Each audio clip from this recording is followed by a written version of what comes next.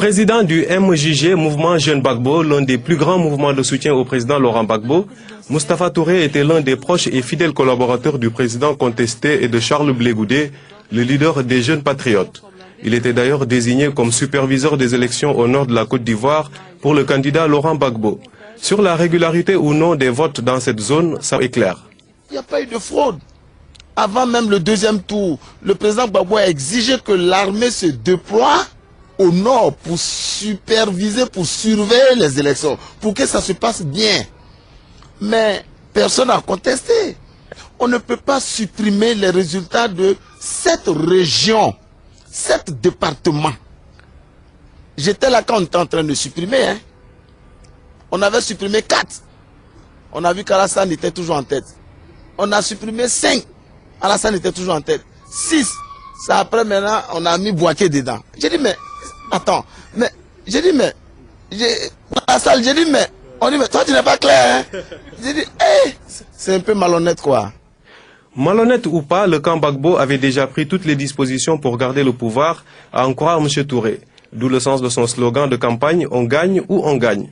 On gagne ou on gagne, ça veut dire que soit Gbagbo gagne, ou si l'adversaire gagne, on refuse, on s'imposera, on dira que c'est nous qui avons gagné. À partir de ce moment, des plans d'action ont été élaborés pour perturber le processus électoral, une position que M. Touré ne partage pas. On avait une salle de crise où à 1 heure on avait déjà toutes les données des résultats. Et là, le lendemain à 10 heures, on a fait une réunion pour voir comment empêcher la CEI de proclamer les résultats. Et c'est là que je n'étais pas d'accord. On avait décidé, nous jeunes patriotes, on nous avait donné instruction d'aller attaquer la CEI, de marcher sur la CEI. C'est moi qui ai découragé mes amis. J'ai appelé Blé Goudé, je lui ai dit mais Charles, la télévision nationale est là. Toute la presse internationale est là. Si on marche sur la CEI, on dira que c'est Gbagbo qui nous a envoyés. Parlant de négociations, Moustapha Touré se montre très pessimiste. Il demande à la communauté internationale de faire partir Gbagbo par la force. Le président Gbagbo n'a pas peur et il ne va jamais lâcher. Mais j'aurais aimé que les émissaires de la CEDEAO auraient dû associer quelques proches, quelques intimes de Gbagbo.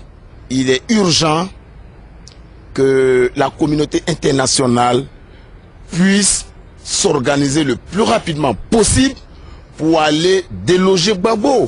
Moi je me dis que la légitimité prive sur la légalité. Et cette légitimité, c'est le peuple qui le donne. Et le peuple de Côte d'Ivoire a décidé de confier cette légitimité à Alassane Ouattara. Ancien jeune patriote, Moustapha Touré, en exil au Sénégal, demande aux autorités sénégalaises d'aider tous les Ivoiriens désireux de quitter leur pays pour des raisons de menace. Rappelons que ces prises de position lui ont valu des accusations de la part de son propre camp.